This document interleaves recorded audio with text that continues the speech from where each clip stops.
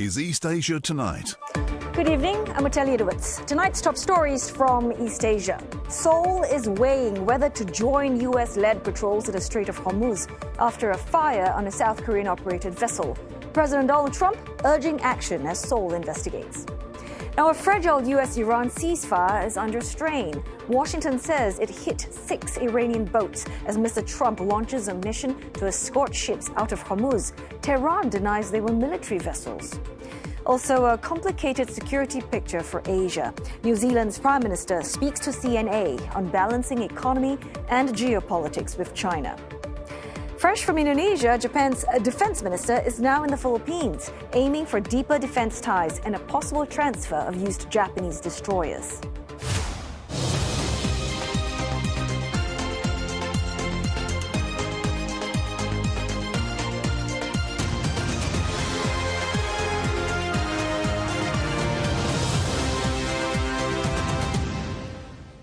Also tonight, a blast at a fireworks factory in China's Hunan province kills 26 people and injures dozens more.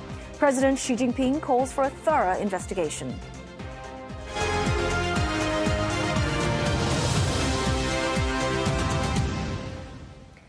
Fresh attacks in the Middle East causing more uncertainty over a fragile ceasefire between the US and Iran. And now, South Korea is considering joining US-led operations in the Strait of Hormuz. The Defense Ministry says they are reviewing the option based on international laws, the alliance with the US, and the security situation on the Korean Peninsula.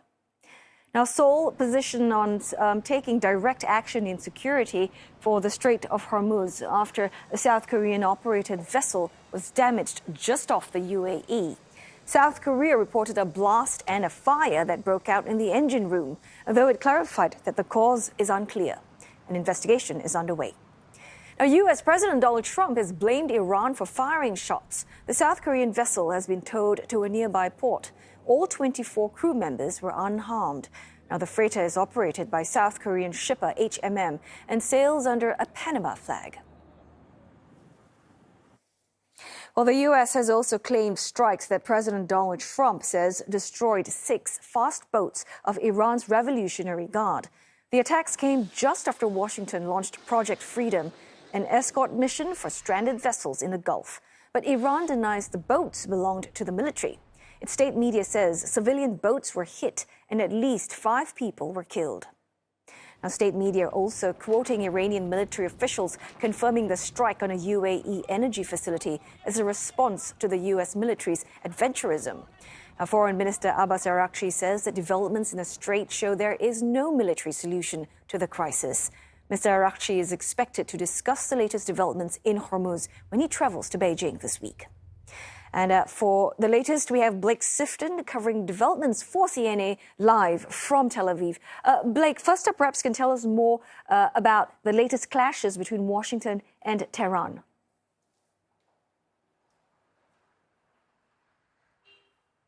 Good evening. Well, this is certainly the worst and most serious escalation in the Gulf since a ceasefire was reached nearly a month ago. As negotiations have stalled, President Trump appears to be trying to break the deadlock by tasking the U.S. military with escorting stranded ships through the Strait of Hormuz. But yesterday, only 2 ships of the hundreds that are stranded there successfully passed. And of course, we've seen an outbreak of violence in multiple locations in the Gulf that could spiral out of control into a return to wider war. But despite that, there does seem to be efforts to maintain calm. When asked about the Iranian attacks on the UAE yesterday that included over a dozen missiles as well as drones and whether they constituted a violation of the ceasefire, President Trump appeared to downplay that, saying it was not heavy firing. As you say, we've also heard from Iran's foreign minister.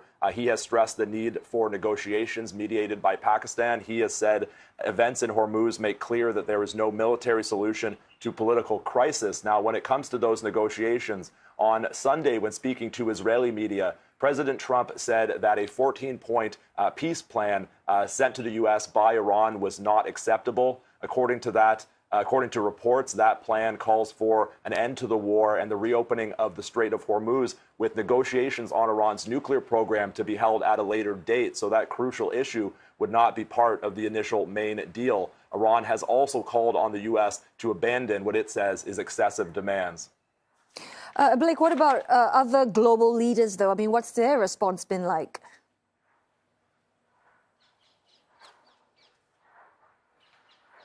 Well, we've heard reaction to this outbreak of violence from regions all around the world. In the attack in the UAE yesterday, 3 Indian nationals were injured when a key oil facility was targeted in the UAE Emirate of Fujairah. Now, that's at the end of a crucial oil pipeline that the UAE has been using to bypass the Strait of Hormuz. India's foreign ministry called that attack unacceptable, and they said, "We call for immediate cessation of these hostilities and the targeting of civilian infrastructure and innocent civilians." We've also heard from German Chancellor Merz. He called on Iran to return to the negotiating table and stop holding the region and the world hostage. Interestingly, we've also heard from Saudi Arabia.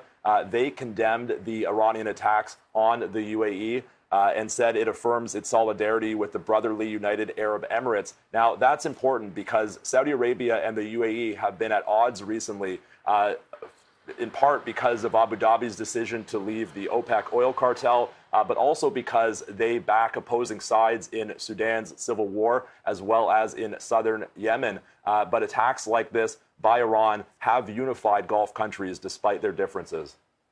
Hey, many thanks for that report. Blake Sifton covering developments for CNA live from Tel Aviv.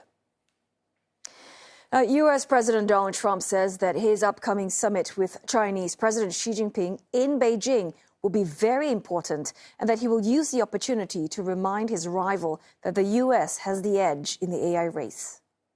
We're leading China in AI, and I'm going to go see President Xi in 2 weeks. I look forward to that, but I'll say I'm leading. Well, expectations are low for the high-stakes summit between the leaders of the world's 2 biggest economies that has already been pushed back once due to America's war on Iran. Well, ties have stabilized since Mr. Trump and Mr. Xi agreed to a trade truce in their last meeting. Issues like China's chokehold on rare earths, the 2 nations' tech rivalry, and Taiwan remain key sticking points. Beijing's close ties with Tehran will also likely feature high on the agenda. Mr. Trump previously said that he secured China's agreement not to supply Iran with weapons, and his Treasury Secretary has urged Beijing to use its clout to persuade Tehran to open the Strait of Hormuz. Japan has reportedly received its first delivery of Russian oil since global supplies have been choked off by the closure of the Strait of Hormuz. Local media citing unnamed officials say that a tanker carrying crude produced from a non-sanctioned Russian source reached Western Japan yesterday, adding that the company has received a government request to take in the oil. The crude is expected to be refined into petrol, naphtha, that's crucial for making derivatives like plastics and other petroleum products. Prime Minister Sanae Takaichi previously said that the country is expected to have enough naphtha-derived chemical products to last beyond this year, after boosting imports from outside the Middle East. Now, yesterday, Ms. Takaichi agreed to boost cooperation with Australia on energy security, defense and critical minerals, as Japan looks to diversify its crude and gas supplies. Taiwan President William Lai says that the island has a right to engage with the world after he returned from a trip to Africa that his office says was nearly foiled by China. Now, Beijing sees the island as part of its territory with no right to state-to-state ties. Mr. Lai was accompanied by Eswatini's deputy prime minister. He used the Eswatini King's plane for both legs of the trip. The plane took a roundabout route over the southern part of the Indian Ocean to avoid airspace controlled by the Seychelles, Mauritius, and Madagascar. Taipei had said that Beijing forced those countries to deny overflight permission by threatening to revoke debt relief and financing. 台湾人有权利走向世界，我们不会因为打压而退缩，相反的，热爱和平与自由的台湾人将会继续秉持公义和理性，以稳健、负责任的态度，在世界的舞台上提供更多的参与跟贡献。 Now, at least 26 people are dead and more than 60 others injured after an explosion at a fireworks factory in China. The blast occurred yesterday afternoon in Changsha in central Hunan province. Police have detained the person in charge of the factory. Some 500 rescuers were sent to the site. The city's mayor says that search operations have largely been completed and that identification of the victims is underway. Local media say all fireworks and firecracker manufacturers in the region have been ordered to stop production. Authorities say a large amount of products caught fire, causing sporadic blasts. Stockpiles of gunpowder also posing risks, prompting the evacuation of residents from the danger zones. President Xi Jinping has called for a thorough investigation. Coming up on East Asia tonight, HSBC hit by a surprise $400 million fraud loss in the UK, sending shares down and raising concerns over private credit risks. Plus, the Strait of Hormuz closure has cut 13 million barrels a day from the global fuel supply. But major economies remain resilient for now. We look at what's keeping them steady.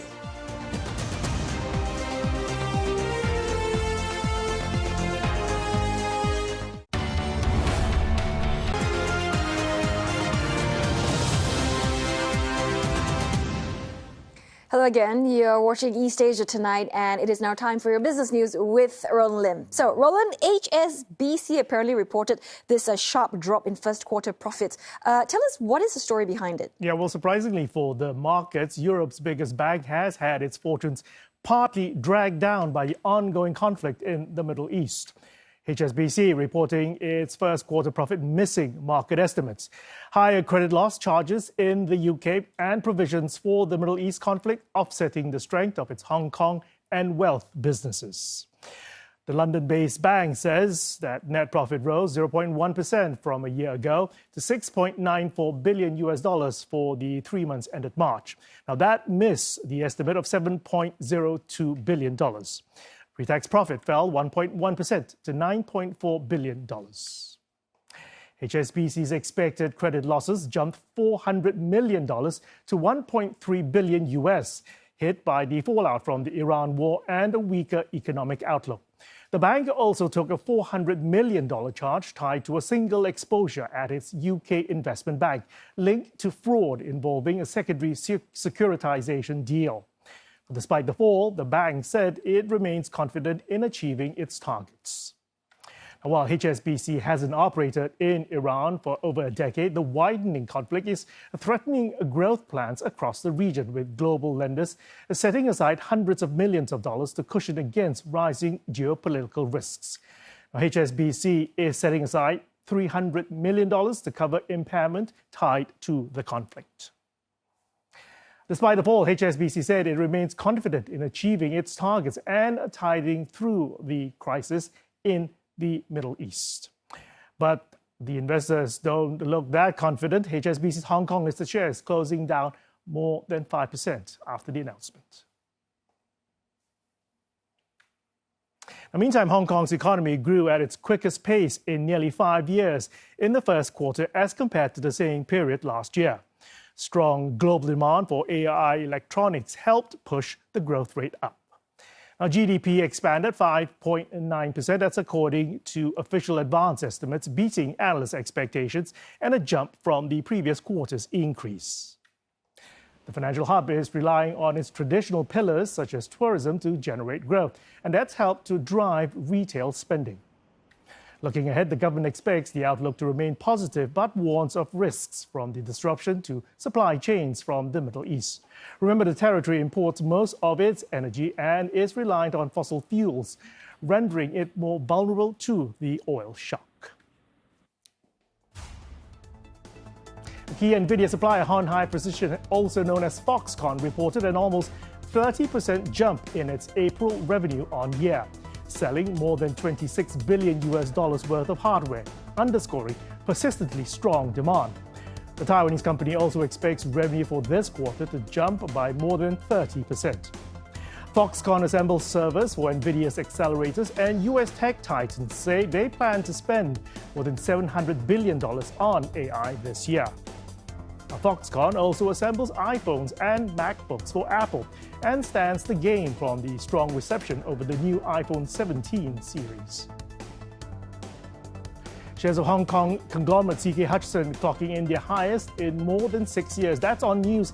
It is fully divesting its holdings in one of the UK's biggest telecom operators. The CK Hutch will sell its 49% stake in Vodafone 3 to partner Vodafone in a $5.8 billion deal.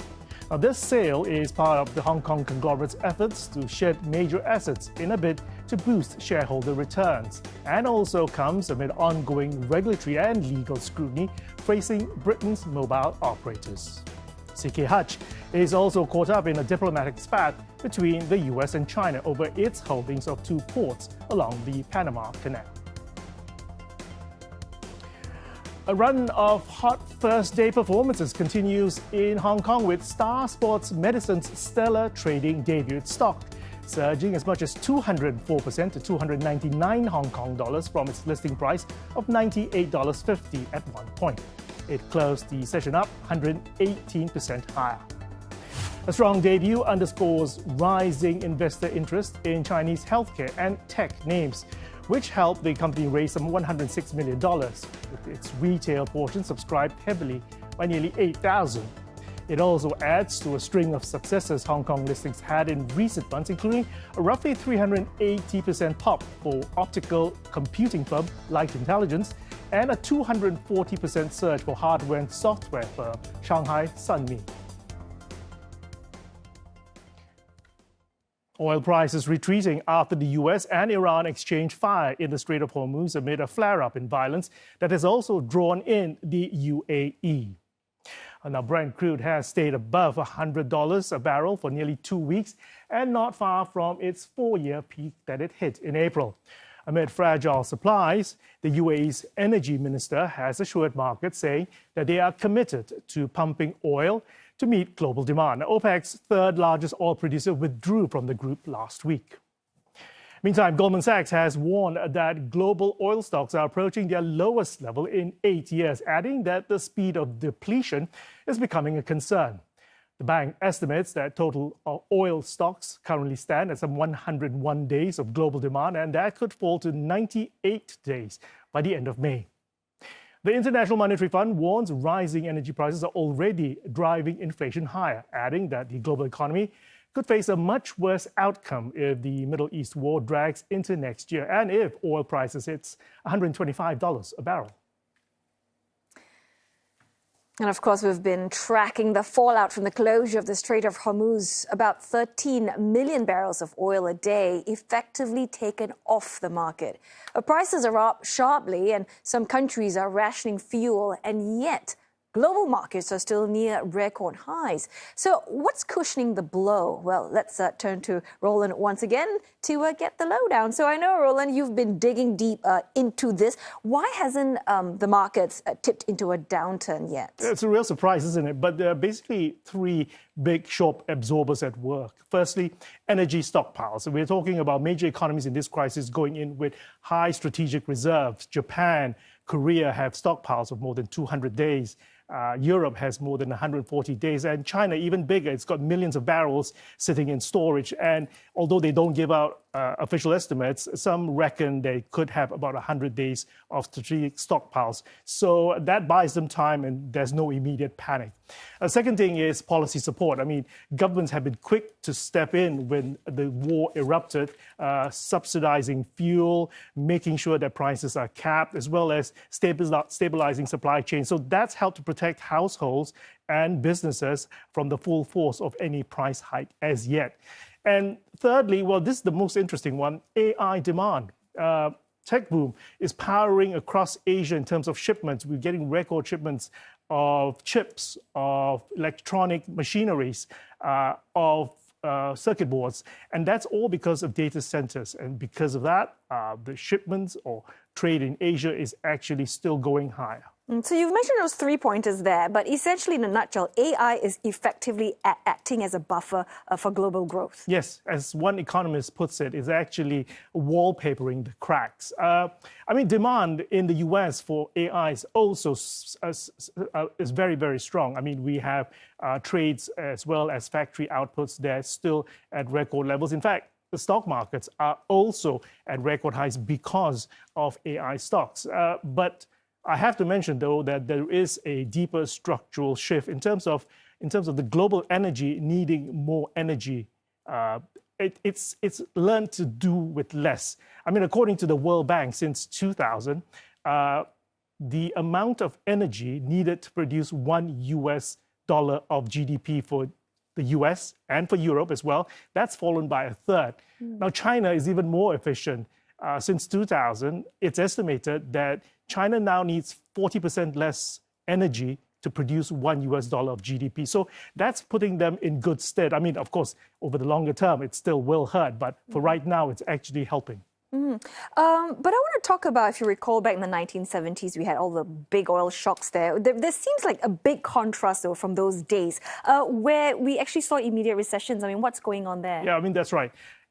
Central banks are in a different position today. They've learned from past historical events.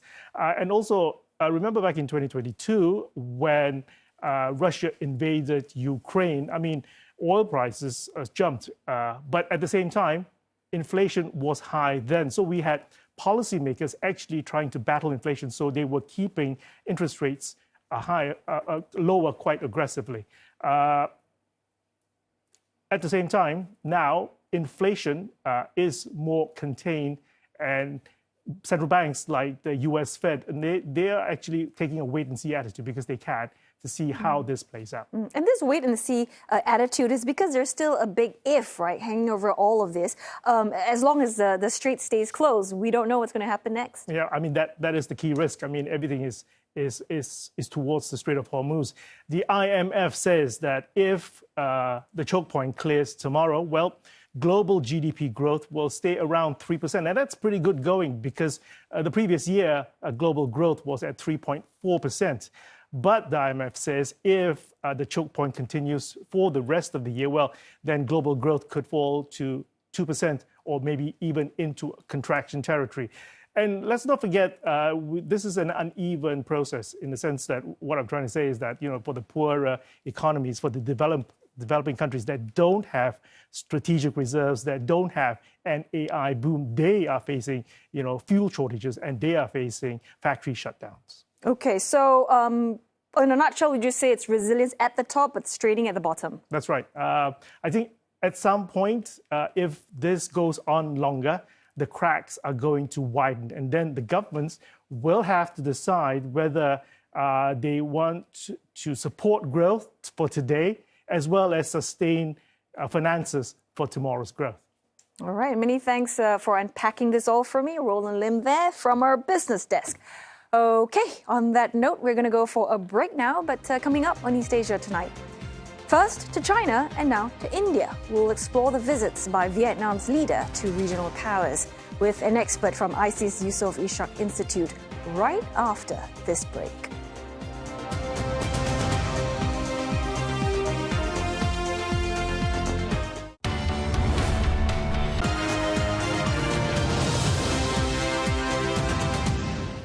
This is East Asia Tonight, and here are the headlines we're following. Seoul is weighing whether to join US-led patrols in the Strait of Hormuz after a fire on a South Korean-operated vessel. President Donald Trump urging action as Seoul investigates. Now, a fragile US-Iran ceasefire is under strain. Washington says it hit several Iranian boats as Mr. Trump launches mission to escort ships out of Hormuz. Tehran denies there were military vessels. And fresh from Indonesia, Japan's defense minister is now in the Philippines, aiming for deeper defense ties and a possible transfer of used Japanese destroyers. Vietnam's leader To Lam in India for a state visit. His trip coincides with the 10th anniversary of their comprehensive strategic partnership. Mr. To Lam is reportedly set to discuss expanding defense ties with New Delhi. Vietnam's foreign ministry says that the visit is a chance to elevate relations and promote cooperation in areas such as trade, tourism, and technology. Now, India considers Vietnam a key partner in its strategy to ensure stability in the Indo-Pacific region amid China's growing influence. And for more insights, we have Nguyen Kak Zhang, visiting fellow at IC's Yusof Ishak Institute, joining us to help us unpack the visit. So, Dr. Nguyen, first up, let's just talk about this visit sequence, right? To Lam visited China last month, and now he's in India. What does that particular sequence tell you about Vietnam's priorities? Yeah, I think it's very important to first talk about the domestic priorities of Vietnam, because To Lam is very active in terms of foreign policy and has traveled to many countries, especially after he was elected as a party chief in January. He went to DC to meet President Trump, and then when he was elected as a president, he went directly to China and then India. So the sequencing, I think, show that Vietnam really appreciate India's position in its bamboo diplomacy, especially at the time of the geopolitical uncertainty in the region. And it also shows that Vietnam, I think, sees a lot of opportunities to cooperate with India, from trade investment to defense and to multilateral building framework as well. And just going back to China, I mean, we both know it's sort of like they're both partner and a pressure point as well. And To Lam has often talked about, socialist camaraderie in China, but it's more defense cooperation in India. At least that's what it appears to be. So how does Vietnam, balance the party ties with Beijing? At the same time, it has all these security concerns as well. I think the relationship between Vietnam and China is really complex, because China is Vietnam's biggest economic partner, and it is the biggest trade partners in a lot of investment from China coming in. And when President To Lam came to Beijing, he did 2 high-speed railway trips, and he really appreciated China's technology in high-speed railways and want to bring that to Vietnam. But at the same time, China is Vietnam's biggest concern on the South China Sea, and with increasing influence of Laos and Cambodia, which Vietnam's traditional allies. So for that, Vietnam really needs to buffer its security guarantee against China, not actually building an anti-China coalition, but building a network that can protect Vietnam against China increasing ambition on the region. And for that, I think for Vietnam, building a stronger relationship with partners and friends, especially India, is very important because of their traditional friendship, and also because of India's also concerned about China as well. So I think that's a natural point for Vietnam and India to develop their own ties amidst very uncertain reasons, with the withdrawal from the America and the increasing influence of China. And also, Dr. Nguyen, I think all eyes are on that potential, possible $700 million BrahMos missile deal. With India, obviously, China's watching also that very closely as well. So let's say if that goes ahead, how do you think that's going to change the security equation in the South China Sea? The BrahMos deal has been on discussion for a very long time. I think many people in Vietnam really want to see the deal happen, because that will extremely increase Vietnam's maritime capability to protect its own national interests on the South China Sea. But obviously, with that, Beijing would not like it, and so Vietnam has to frame the deal more or less of maritime capacity building and not as anti-China coalition. And if that happens, I think first that would be a very signature deal to show the strengthening tie of defense tie between Vietnam and India. I think for the long term, it's not just about Vietnam acquiring Indian weapons, but also the possibility of both sides working together to improve their own military industrial complex and to build their own indigenous weapons. And second, there would be some possibility of Vietnam and India working together to protect the freedom of navigation, and especially on the South China Sea, where we have seen more increasing presence of Indian Navy in the recent years, and also the presence of Indian national oil company working with Petro-Vietnam on the South China Sea as well. So I think the prospect is really bright, and if the deal happens, I think that would be a very, very big moment for the political tie between India and Vietnam. In the meantime, if we widen this to East Asia, do you think is Vietnam becoming a model for how perhaps smaller and middle powers deal with China? They can, engage economically, but they also have to build deterrence with all the outside partners. I think obviously each country has their own unique way of dealing with the geopolitical uncertainty in the region. And I think Vietnam has been doing very well in terms of managing their bilateral tie with China. With China being it's one of the most important economic partners and infrastructure provider as well. But at the same time, Vietnam also try to expand its safety net by building partnerships within the region and beyond the region to secure itself against potential setbacks of increasing ties with China. So I think it's a tricky position, but I think it has been doing really well. And obviously, time will tell whether this strategy is successful or not, especially when we are seeing the increasing polarization between China and US, and that might put Vietnam and other smaller middle powers to make painful choices. And I hope that would not happen. But if that happens, I think countries like Vietnam need to stick together with other like-minded partners and within and beyond the regions to secure its national interests, amidst geopolitical uncertainty. So, Dr. Nguyen, before I let you go, let's just talk through what should we be watching out for, what are the key outcomes to watch for from this visit.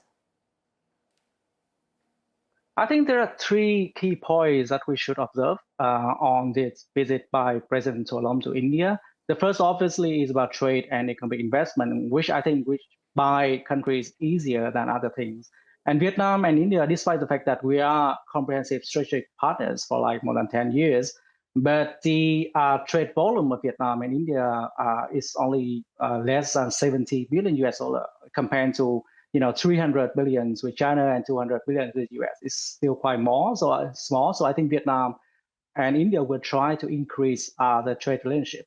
Secondly, I think defense and military cooperation is very important to watch. Obviously, the BrahMos deal is important, but also I think we should also watch other possibility of cooperation between Ministry of Defense between Vietnam and India to build their own military industrial complex.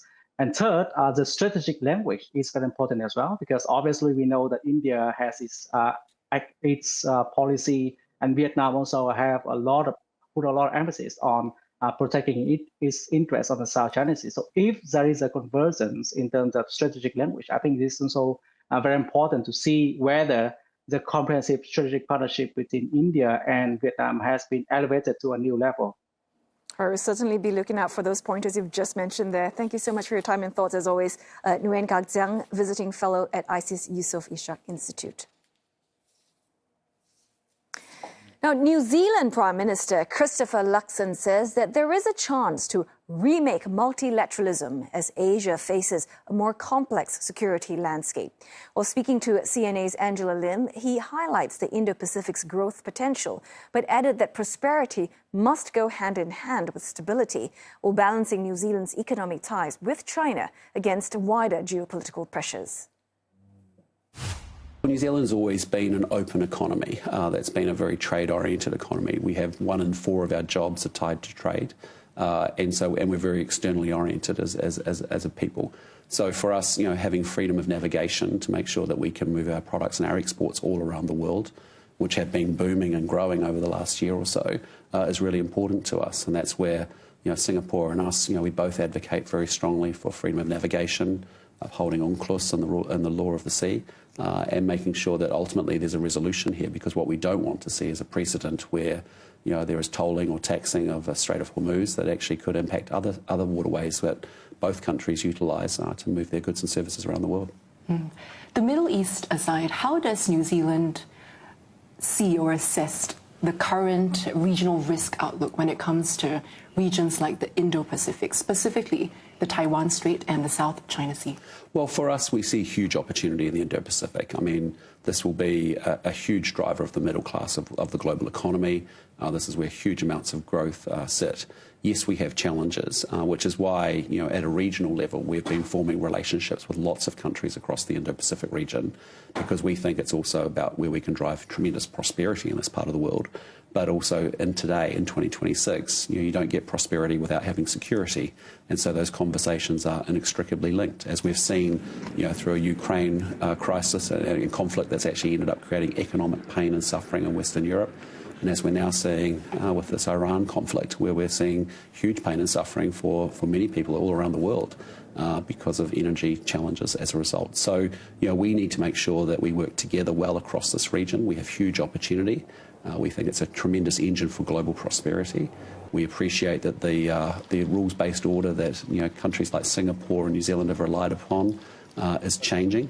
Increasingly, it's moving from a multilateral world to a multipolar world, where power dominates and increasingly dominates.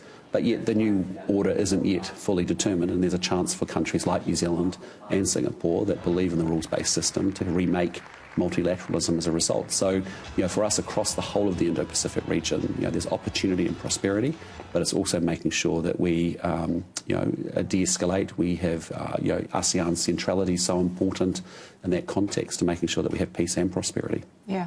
How are you evolving your defense partnerships in the Indo-Pacific to cope with these more complex security threats? Yeah, for us, it's about forming, lattice work, mini lattice work, type agreements with, lots of different like-minded countries. And so, first and foremost, it starts at home. We've got a big investment in our own defence capabilities being built out. We'll spend 12 billion New Zealand dollars in the next 4 years.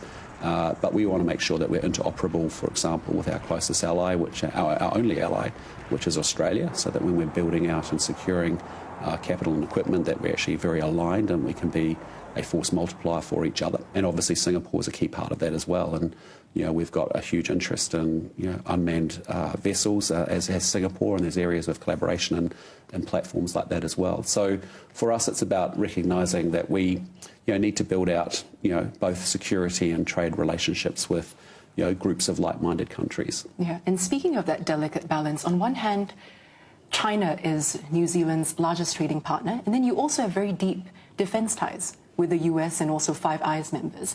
How is New Zealand striking that delicate balance, especially with the US and China increasingly tense with the relationship? Well, look, New Zealand has proudly its own independent foreign policy, and that is similar to Singapore and many other countries. I'd argue every country probably has its own independent foreign policy, and so for us, we make our own decisions. But yes, we do have very strong and a long-standing relationship with China that's built up over 50 years. We collaborate where we can. We've had growth of almost 9% in exports into China over the last year, and there's lots of areas of collaboration in the trading space. We also have different political systems, and actually we have differences, and we raise those differences publicly, privately, predictably and consistently. So it's a very important relationship, and it's important to be very clear and consistent with how we manage that. But likewise with the American relationship, we also are not strong believers in tariffs. We just don't think that is the way forward. That's not what the world needs. And so, we've made our position pretty clear with the American administration as well, is that that's something that we don't think is a good thing. But yet we still got to find ways to collaborate, but also differ where we must as well. So for us, it's essentially that sort of mantra is the way we manage those relationships. Well, time now for another break, but coming up on East Asia tonight, Japan's defense minister in the Philippines to boost security ties. A live report from Manila after the break. And we're also going to be checking out one of the biggest hits among tourists in China as the May Day holiday comes to a close.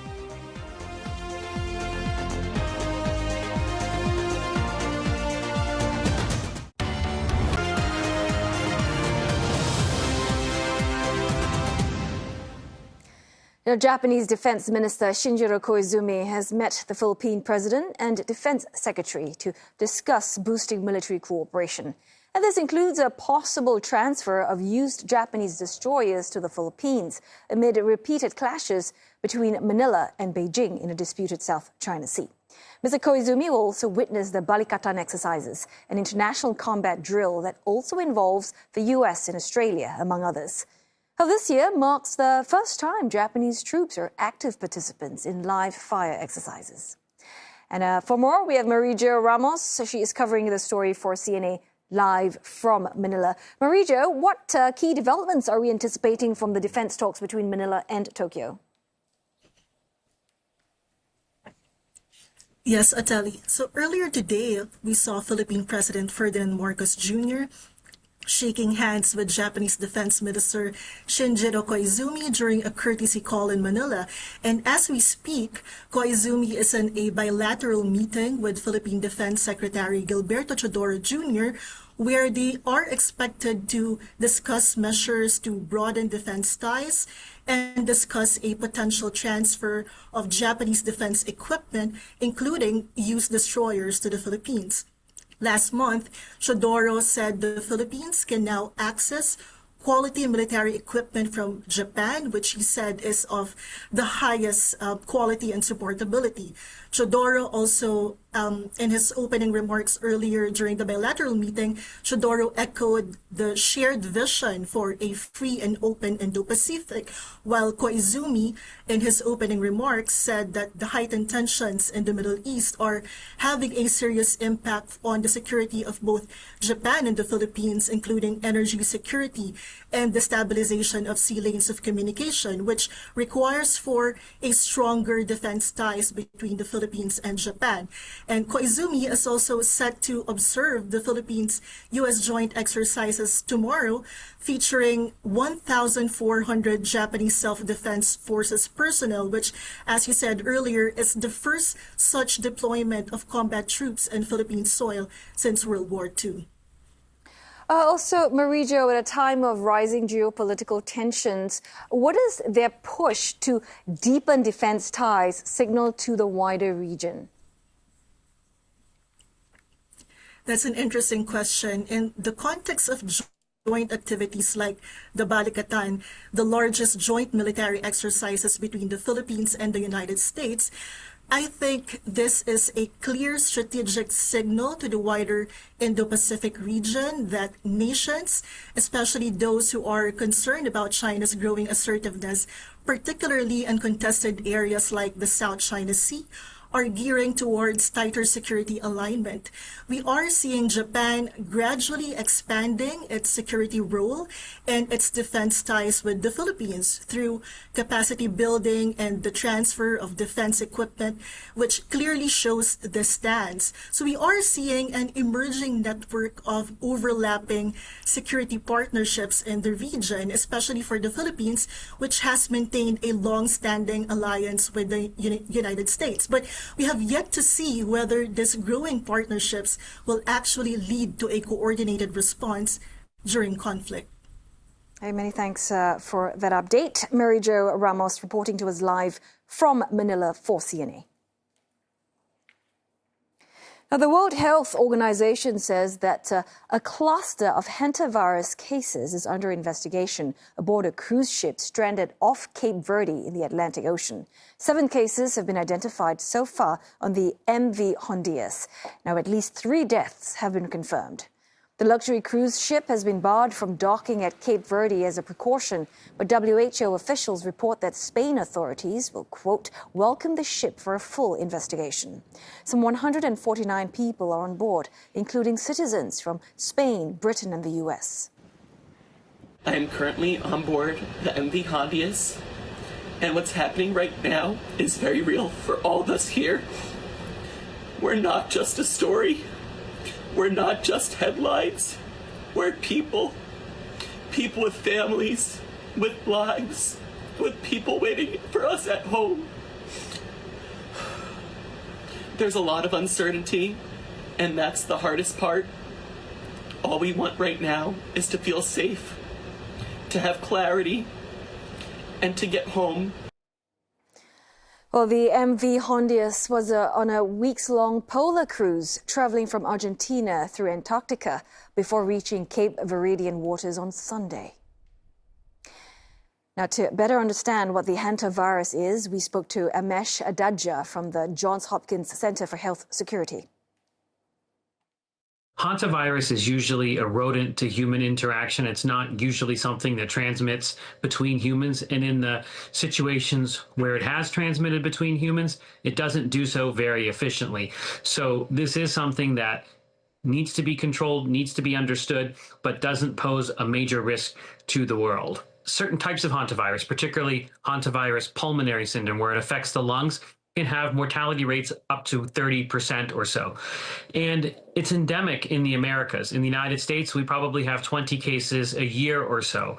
It's also something that occurs in South America as well. So it isn't something that's unknown. What's novel about this outbreak is that it's occurring on a cruise ship. This isn't usually where we see hantavirus outbreaks occur. It's usually someone who has exposure to rodent. Maybe they're cleaning out a shed or an attic or some part of their house where rodent droppings get aerosolized. We still don't understand how they got infected. Did they get infected because there are rodents on board the ship that are spreading it? Did they get infected because someone brought it on board the ship when they were on an excursion in Argentina, which is in high season now for Hantavirus? So they will be looking for flu-like symptoms, fevers, chills, muscle aches and pains, shortness of breath. I think it's really important to draw a distinction between COVID-19 and Hantavirus. COVID-19 is an efficiently spreading respiratory virus. That is not what Hantavirus is. So I don't think you can compare those fairly. The only thing that's in common is a cruise ship is involved. This is something that will be contained. This is something that's controllable. This isn't something that spreads explosively from person to person, if it even spreads at all between person to person. So it's a very different rubric that they have to go through than with COVID-19. And I think we'll have answers in the next days or so. Football's governing body is facing a broadcasting crisis with just about a month to go to the Men's World Cup. The sale of TV rights is FIFA's biggest money spinner, with broadcast deals raking in $3.4 billion at the last tournament in Qatar, almost 40% of total revenue. But this time, two of the world's biggest markets are leaving it very late to seal the deal for this year's tournament. With the World Cup just weeks away, millions of soccer fans in the world's two most populous nations may not be able to watch the games. The reason? A deadlock over broadcast rights in India and no official decision in China. In India, a Reliance Disney joint venture has offered $20 million for 2026 World Cup broadcast rights, a fraction of FIFA's ask, which was not acceptable to soccer's global governing body. That's according to two sources who spoke to Reuters Monday. There has also been no deal announcement for China, which FIFA says accounted for almost 50% of all hours of viewing on digital and social platforms globally during the 2022 World Cup. A spokesperson for FIFA said broadcasting rights for both nations are ongoing and must remain confidential. The 2026 World Cup kicks off on June 11th, leaving barely 5 weeks for a deal to be finalized, broadcast infrastructure to be set up, and advertising inventory to be sold. So far, the sport's governing body said it has reached agreements with broadcasters in over 175 territories globally. China's May Day holidays end today amid a surge in fuel prices caused by the war in the Middle East. Still, officials are expecting a record 1.5 billion inter-regional trips over the 5-day holiday. That's up 4% from last year. And cultural shows are a big draw, like this immersive play in Hangzhou, where audience members become characters themselves, helping them to understand people's values and beliefs during the Southern Song dynasty. And for those who want something more action-packed, there's the Dikeng waterfall in Sichuan province, where tourists can fulfill their flight of fantasy, all dressed up in ancient costumes and soaring in the air on suspension wires against the backdrop of the raging waters, as you can see. A scene right off Chinese fantasy movies. I hope you've enjoyed Tuesday's edition of East Asia Tonight. Don't forget your headlines anytime at cna.asia and look us up on Facebook and YouTube. Thanks for watching, and I'll see you again tomorrow.